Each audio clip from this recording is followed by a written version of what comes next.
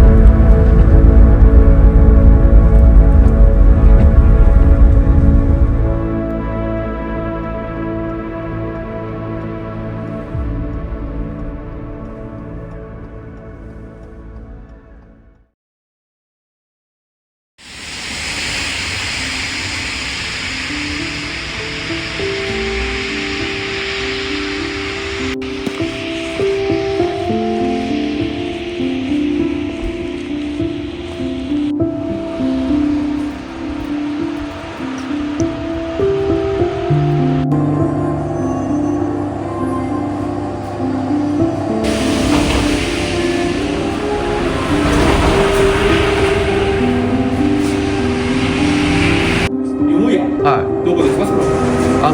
二俣温泉。湯の屋旅館でわかる。湯の屋旅館。湯の屋？湯の屋。湯の屋。三俣の方だ。ああ、わかんないな。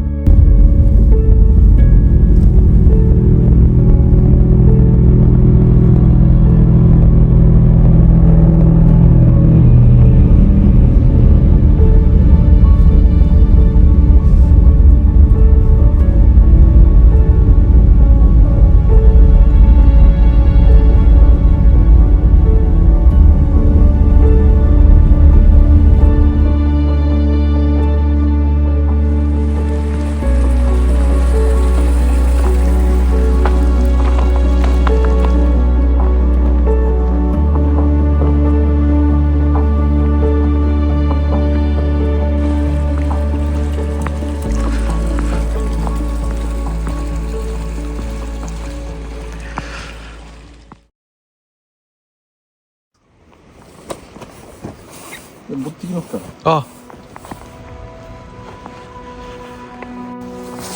もうちょっと前行けますか。あ、行けますか。できるところを組む。よし。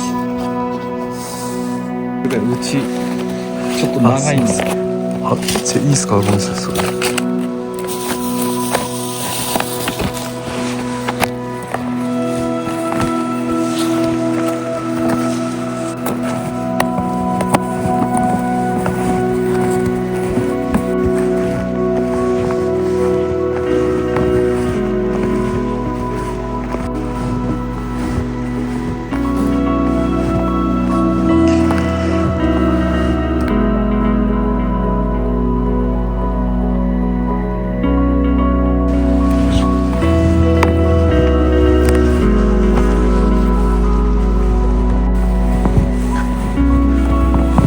本当に親切ですね。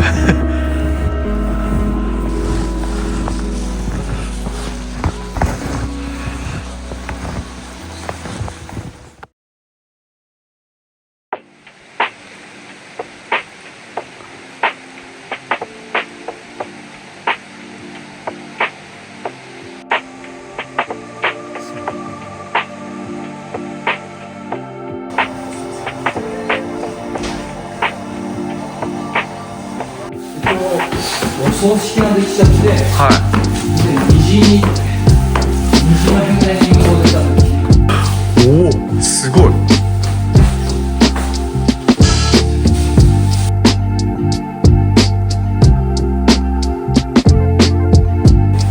でくつろいで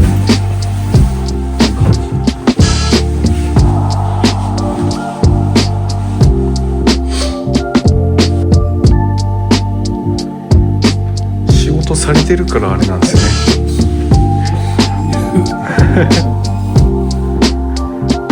あ、すごい素敵。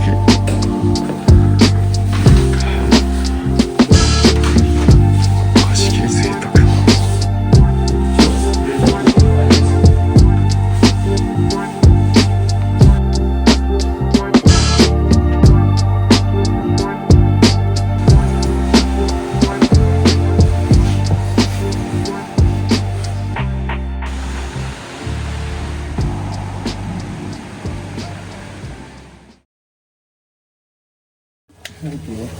税金の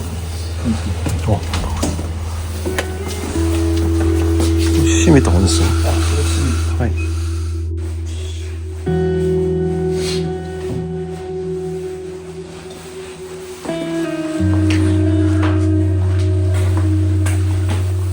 ここで履き替えて。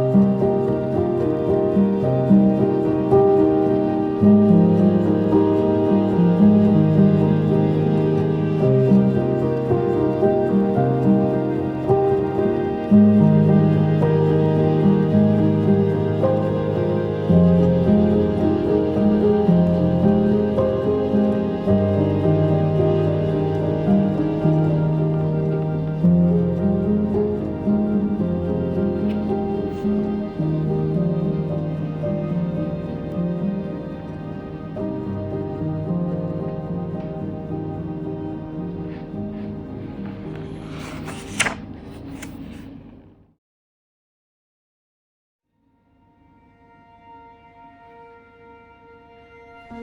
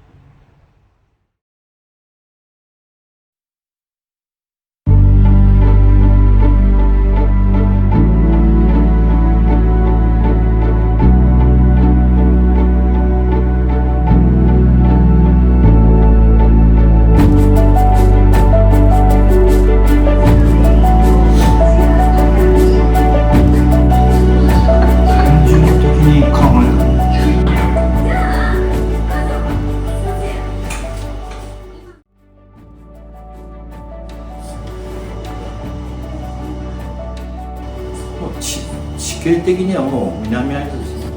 会津藩に昔はなってた。